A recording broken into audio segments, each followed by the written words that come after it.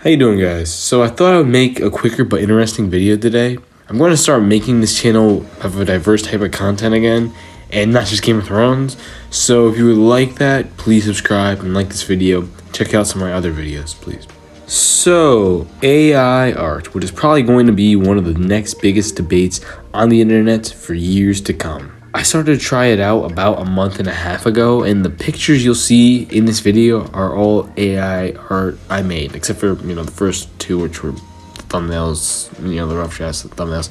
But anyways, so first let's discuss how good it actually is. Before we get into the debate, I use Dream AI art on my iPhone 11, and I don't have premium, so I'm not using the best of it there is, but this is one of the two best apps that I saw when I went to the app store to get an AI art app, so it's pretty legit, and this one had the highest star rating as well. So I don't think all the art I've made looks beautiful or anything like that, but there's a few that are wonky or downright weird as fuck, if I'm being honest. But still, many of these look amazing, regardless of what my intentions and original thoughts were. It is very annoying, though, I must say.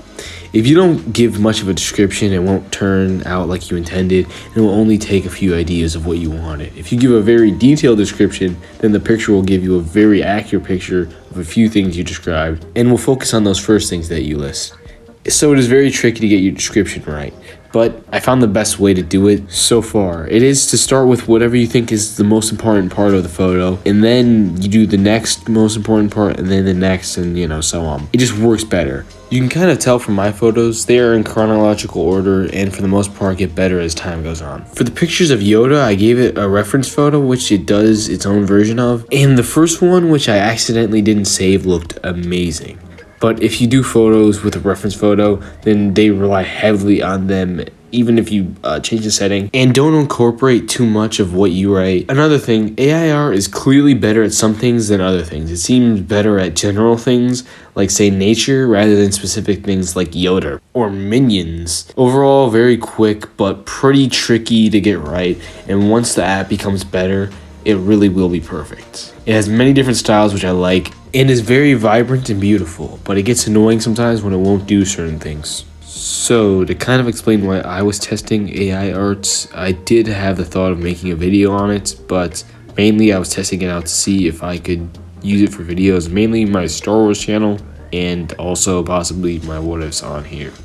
I do my own Photoshop for different videos for my channel, and I thought this would be much more time efficient and better. And for a while after first using it, I thought I wouldn't use it for videos. And now I'm thinking about buying premium and using it for vids. But I'm not entirely sure, and I'm going to have to think it over. So yeah, I wanted to do something original, and I haven't seen another YouTuber who's done it, even though there probably has been a few. But honestly, I think it could be very entertaining, and it would be easier for me. But we're going to have to wait for it to develop further before it could be used as a full replacement of Photoshop or other pics and clips and videos. Is this moral, though? That's the big question, along with will this hurt artists and art as we know it? The moral part is because you are possibly taking the job away from a digital artist or drawer or whatever and giving it to AI.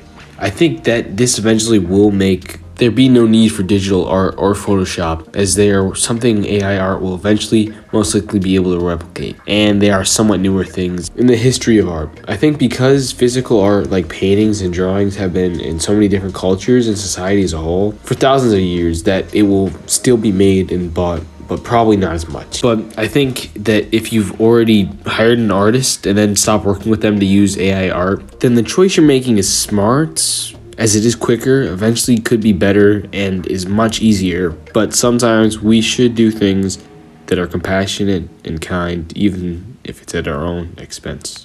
Obviously, people can still do art for fun, but many people have made it their lives or their career, and to hurt that just to make things easier for yourself is just selfish.